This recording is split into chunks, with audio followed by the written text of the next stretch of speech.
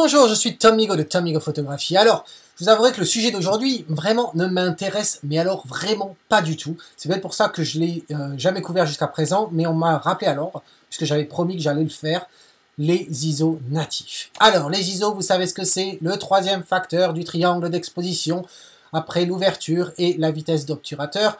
Le seul des trois facteurs qui n'a aucun atout créatif, puisque son seul rôle est de balancer correctement, d'équilibrer correctement la luminosité dans votre image. Voilà.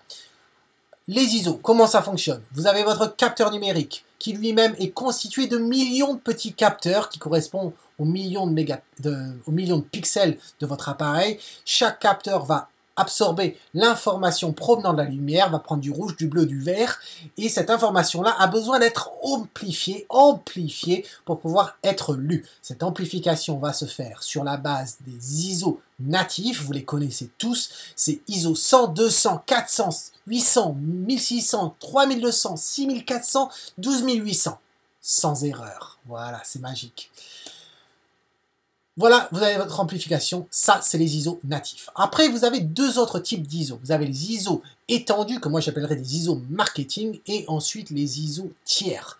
Alors les ISO étendus dits marketing, c'est quoi? C'est ni plus ni moins que les fabricants qui veulent nous faire croire que leur nouvel appareil est extraordinaire et nous sort des ISO super élevés, tels que le 5D Mark III avec des ISO à 102 400. Voilà, je savais, j'ai utilisé une seule fois cette ISO là quand lors d'un mariage parce que j'avais aucune lumière et c'était soit ça ou pas prendre la photo. Bon, j'étais content de l'avoir pris. Il a fallu quand même que je passe en noir et blanc pour la rendre un peu potable. Voilà. Et puis vous pouvez aussi faire dans l'autre sens, passer arriver à ISO 50.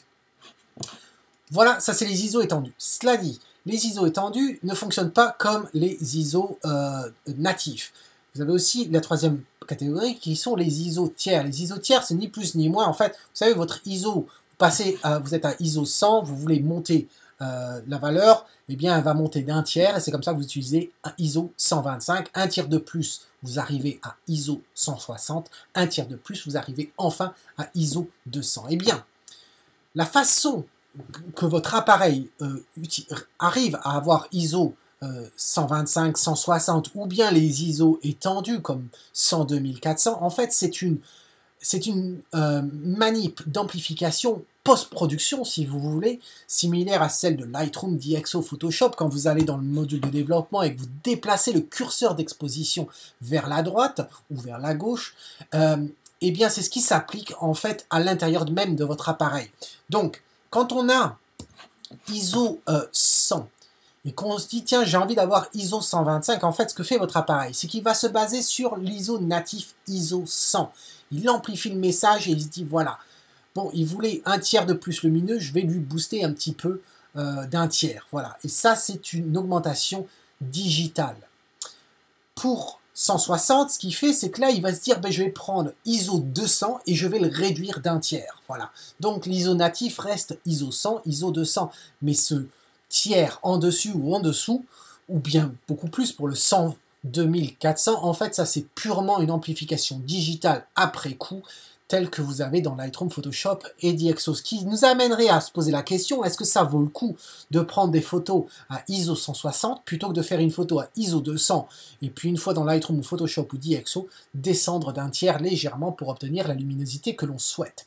Alors, j'ai fait les tests cet après-midi, je me suis vraiment embêté, pour parler poliment, à faire plein de tests, à essayer de comparer, etc. J'ai perdu 1h30, 2 heures. 2 heures que je ne récupérerai jamais, merci Jean-Marie. Voilà, tout ça pour en conclure que honnêtement, pour voir les différences de tiers, ou de 2 tiers même, il faut zoomer à 200%, voire 300%. C'est une perte de temps. Honnêtement, je considère deux types de photographes. Vous avez le photographe qui lui passe son temps à être sur internet, sur DP Review, DxO Max, à lire des graphiques, à analyser des planches de test. Et puis vous avez un autre groupe de photographes ce groupe-là, lui, préfère aller faire des photos, réfléchir à son sujet, à l'émotion qu'il veut transmettre. C'est de toute façon que le meilleur ISO qu'il peut utiliser, c'est l'ISO le plus bas possible pour avoir une meilleure qualité d'image. Je vous laisse figurer dans quelle catégorie je me trouve, et je porte pas de jugement dans la catégorie où vous vous trouvez. Il en faut pour tous les goûts. Alors, ce que vous pouvez aussi entendre sur Internet, c'est hey, sur le 5D Mark III, quels sont les ISO natifs? Et pour le Nikon D800, c'est quoi les ISO natifs? Comme si en fait vous aviez des valeurs magiques, un peu comme pour l'objectif, sur lesquelles vous pourriez vous régler pour avoir le meilleur rendu. Alors c'est sûrement dû à des graphiques comme celui-ci que vous avez sur DxO Max, où en fait vous voyez, qu'est-ce qu'on vous montre? On vous montre une valeur d'ISO affichée par le fabricant et une valeur d'ISO réelle. Et en fait, il faut lire ce graphique en disant, quand sur le 5D Mark III, vous lisez ISO 100, en réalité, ce n'est pas ISO 100, c'est ISO 80. Quand vous êtes à ISO 200, en réalité, c'est ISO 160, etc., etc. D'où est-ce que ça vient, ça? En fait, c'est parce que les fabricants d'appareils veulent nous faire croire que d'un modèle à l'autre, ils ont amélioré les ISO. Alors on sait qu'ils améliorent les ISO en augmentant l'ISO le plus élevé qu'ils peuvent savoir, hein, c'est les fameuses ISO étendues, comme le 102 400, qui est complètement absurde. Et puis ils se disent, tiens, comment je vais pouvoir faire pour leur montrer qu'en fait j'ai fait réellement un progrès entre ISO 6400, entre le 5D Mark III et le 5D Mark II. Eh bien, pour améliorer, pour vous gruger davantage, en fait, ce qu'ils font, c'est qu'ils se disent, bon, en fait, ce qu'on va dire, on va dire que là, c'est ISO 6400, puis en réalité, c'est pas ISO 6400, en réalité, c'est 5179. Et on sait réellement que plus on augmente la valeur d'ISO, plus on va avoir une dégradation. Donc, à 5179, on sait qu'on va avoir une meilleure qualité d'image, en considérant le bruit, par rapport à 6400. Donc si on leur dit que ça c'est 6400, mais en réalité c'est en dessous, et ben en fait ils vont se dire, tiens, à 6400 ils sont réellement améliorés par rapport aux 6400 du modèle précédent. Voilà, c'est ce qu'on appelle en anglais le stretch ISO, tout le monde fait ça. Fuji, il y a eu une grosse histoire avec Fuji qui a grugé énormément et leur ISO était complètement faux. Voilà. Tony Northrup nous dit d'ailleurs que en regardant les chiffres, en comparant, on pourrait le faire, il faut à peu près 8 ans pour vraiment voir un ISO 6400 qui serait aussi bon qu'un ISO à 3200 quand on le compare à des modèles précédents.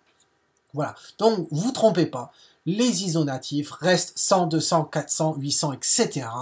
Et puis, vous embêtez pas avec les ISO tiers. Si vous tombez sur un ISO tiers, eh bien, restez sur un ISO tiers. Moi, personnellement, j'ai pas envie de me rappeler des valeurs comme 5179. Tout le monde utilise les 6400, les 800 et tout, c'est facile, il y a juste à multiplier par 2. Et si j'ai envie d'augmenter ou d'assombrir ma photo, eh bien je peux le faire dans Lightroom ou Photoshop après. Rappelez-vous, dans Lightroom, vous pouvez facilement assombrir ou éclairer votre photo de 2 arrêts sans avoir trop de dégradation de votre image. Voilà, donc vous en concluez ce que vous voulez. C'est tout pour aujourd'hui. En attendant la prochaine fois, c'est Tom Migo qui vous dit, si vous aimez ce que vous voyez, eh bien capturez-le. Quel que soit l'ISO, à partir du moment où c'est l'ISO le plus bas, en considérant la situation à photographier, bien sûr. Ciao.